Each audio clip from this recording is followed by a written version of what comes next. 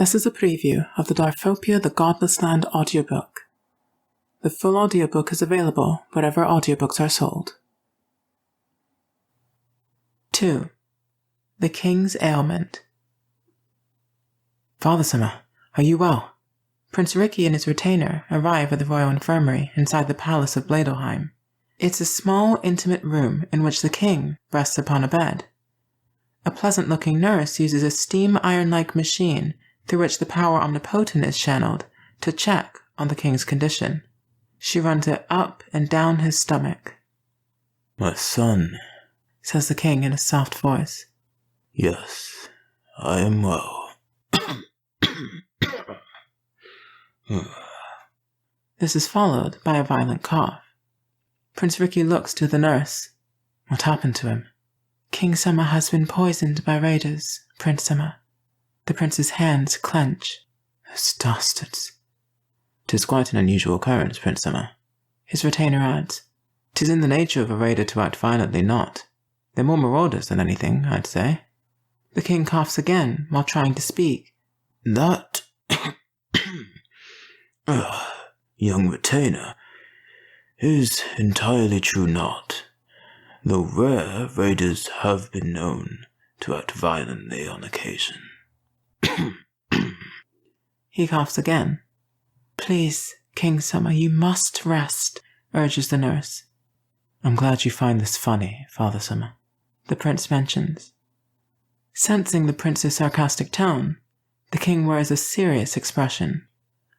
"I would receive your giving us a room." The nurse and retainer both bow deeply and say, "Shitsarai," before leaving Prince Ricky and his father in the room alone. The prince joins his father at his bedside, crouching down slowly. "Worry not, my son. I shall be dying not today." "Perish the thought, Father Summer." "Even still, mayhap this be a good reminder for you and your brother to remain focused on replacing me." "Father Summer, speak not such words. Your reign is still over not." The king coughs. "Ricky, I shall be not king for much longer." "Of course you will, Father Summer. Your health shall quickly return, and then—" "I'm stepping down." "Beg pardon?" "Ricky, I am stepping down from my position as king of Bladelheim." The prince is silent for a moment. "You've decided on this already?" "'Tis my time. And 'tis your brother's time to take my place." "Okuni is ready not for such a burden." "But he is my eldest son. Since your mother has already passed, there can be not a queen. The duties of a king must fall to him." "Father Summer, he still means to bring about changes to the kingdom. He is yet not in a correct mindset to be a good king." "Aye. Okuni is an idealist who underestimates the slave trade. 'Tis my hope that by giving him the position of king, he will quickly learn to rule sensibly." "And if he does not?" "Then, my son, the task will fall to you." "Father Summer, I cannot." "You must. If your brother can handle not the responsibility of being a king, you must challenge and best him in royal combat, after which you must give this kingdom your ruling it." Prince Ricky's face is disheartened. "Father Summer, I can best not Okuni in royal combat. I'm strong enough not. Even if I were able to beat him, I'm ready not to be king." The king's weathered face cannot hide his disappointment. "If Okuni will change not his ways, and you will take not his place, then Bladelheim as we know it shall forever be lost." The infirmary door suddenly slams open, and Prince Okuni rushes in. "Father Summer, what ails you?" "I would receive your calming, Okuni. I am perfectly well." The king takes a second to cough. Prince Ricky stands to full height and approaches his brother.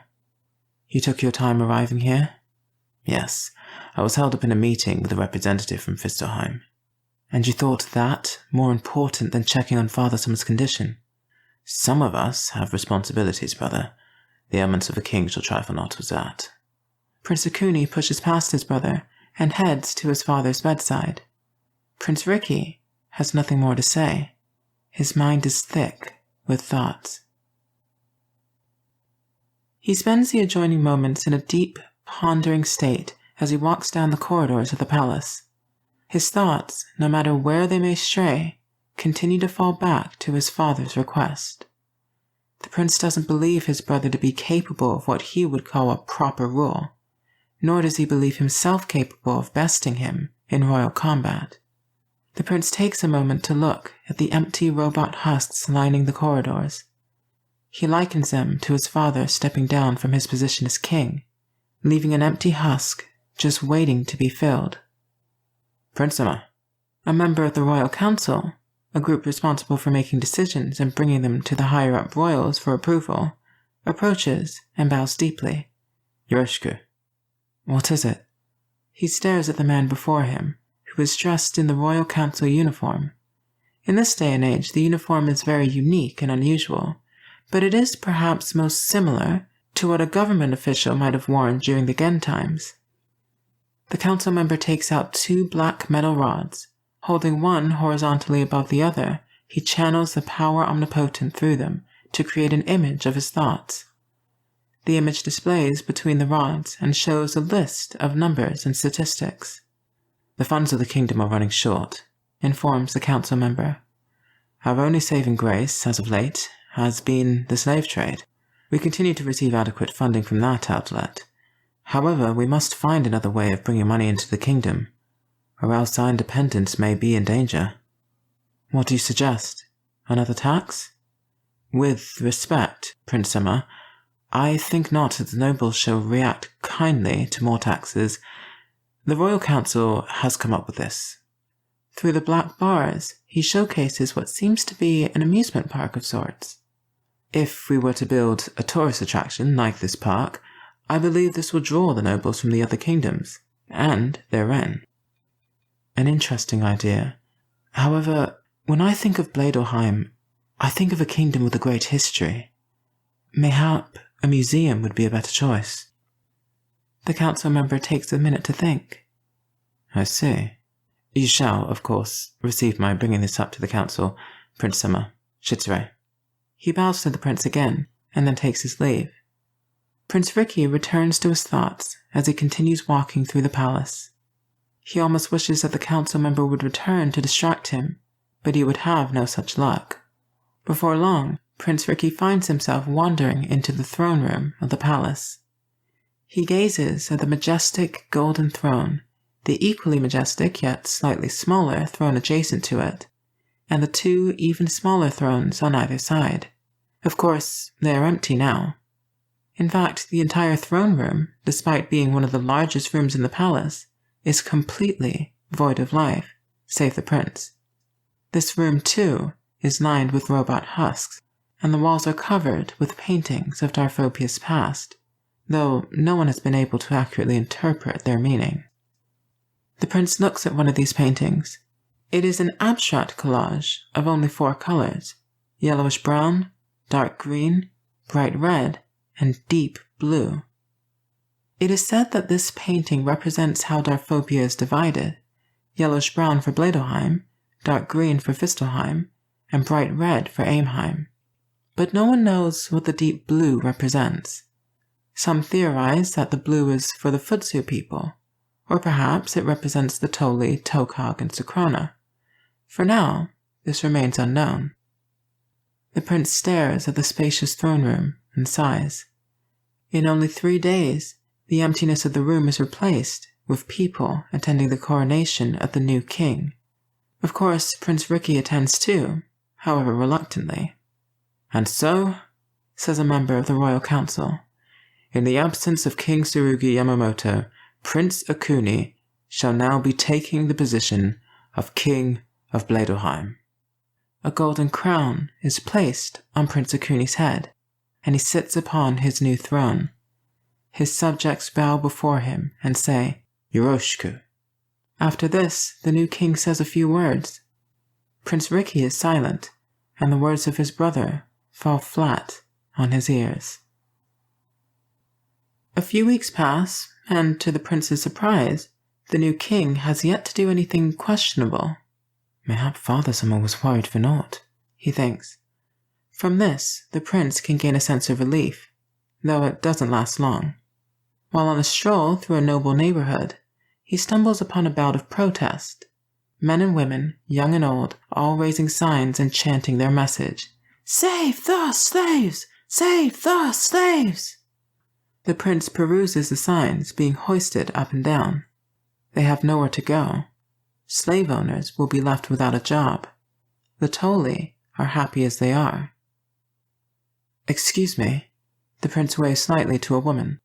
Prince-sama, good day, Yeroshku. She bows deeply. Might I receive your telling me what's going on here? A protest, Prince-sama, to get that bloody new law expunged. Law? What law? The one that will outlaw slavery in Bladelheim. The prince cocks his head slightly. I've had not hearing of any such law. It's been passed not yet. Forgive my bluntness, Prince-sama, but I'm surprised you've had not hearing of this. As am I.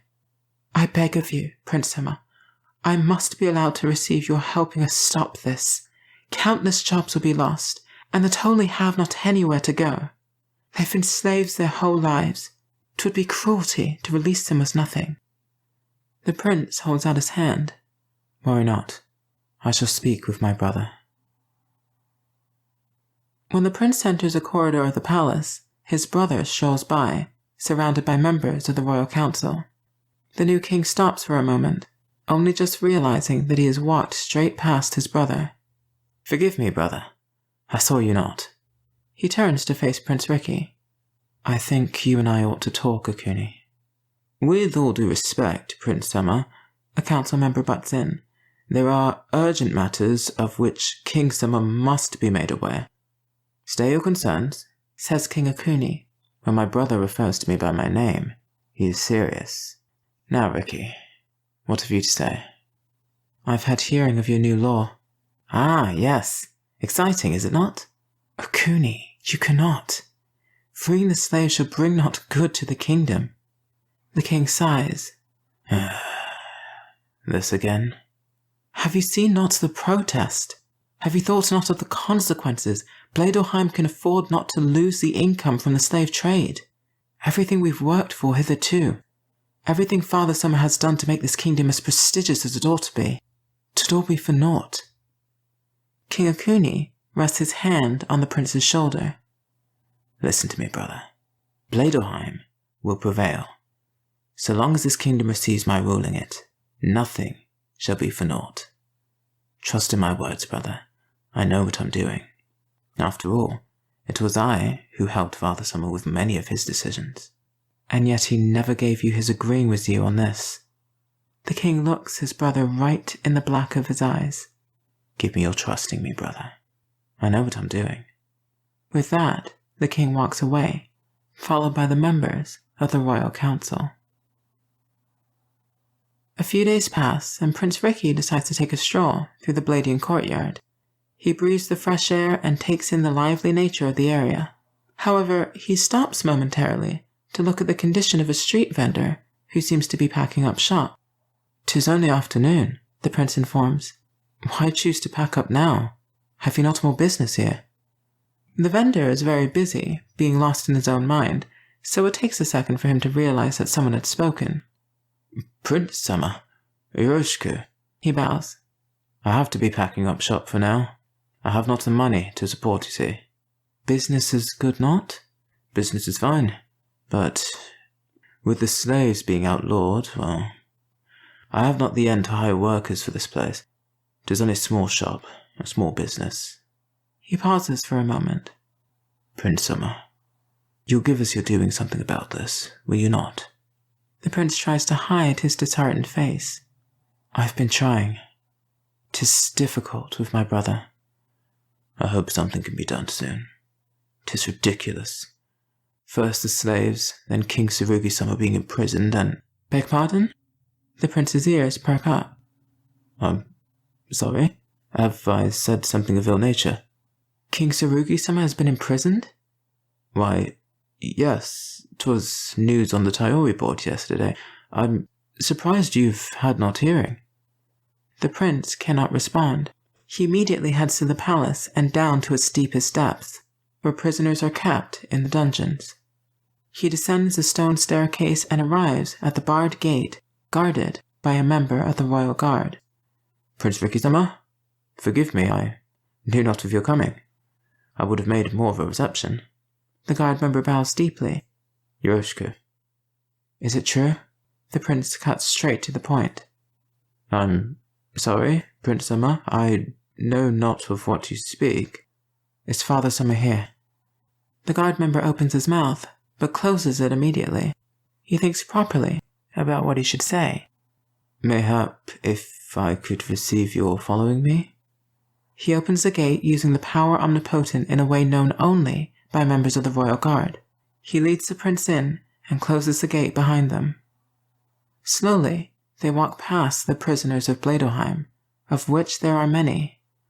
Among them are a few Toli who were imprisoned for making an attempt on the lives of their masters, a few middle-aged Amian women who were apprehended years ago for war crimes against the kingdom, and a man of questionable sanity who was apprehended for killing a considerable amount of Toli with his bare hands. They called him the Bird Killer. Before long, the prince and guard member arrive at King Tsurugi's cell, deep in the depths of the dungeon. No longer is he garbed in grandiose royal gear. Rather, he wears scruffy old rag clothes. Father-sama, says Prince Riki quietly. The king looks at his son, then at the guard member, then back to his son. The prince understands instantly and says, "If I could receive your leaving us." The guard member bows. Of course, Shitsure. Then he leaves them in peace. Father-sama, Prince Riki starts, though he is not permitted to finish. The king holds out his hand. You know what must be done. Father-sama, I cannot defeat him in royal combat. I have not the strength. You must, my son. In accordance with my greatest fears, Akuni is fit not to rule. Riki looks at his father with great dismay. Father-sama, why are you here? What crime has condemned you to these dungeons? What would you suspect? I dare not think it. But mayhap this is Akuni's doing. Aye. 'Twas a disagreement that banished me here. Regarding the Toli? Aye. The prince's eyes plummet. I can do it not, Father-sama. Mayhap if you challenge him to royal combat. The king shakes his head before the prince can even finish. I think not. The world would see it only as mindless violence. 'Twould be no different if I were to challenge him. Give me your listening to me. The world would view these events with more sympathetic eyes if a brother fights a brother, rather than a king taking his position back from his son. He sees the desperation in his father's eyes, desperation he shares. As much as I wish well for this kingdom, I will be not able to best him. Riki, give me your understanding this. You are Prince Riki Yamamoto of Bladoheim. Your determination is rivaled only by your bravery. I shall be damned if my son shall give this kingdom not his fighting for it, no matter the expense. Prince Riki thinks about the people losing their jobs, about the Toli being released with nowhere to go, and about the kingdom being on the brink of bankruptcy. He knows deep down that he must do something. Aye, Father-sama, I concede. I shall give you and this kingdom my facing him. I shall challenge Akuni to royal combat.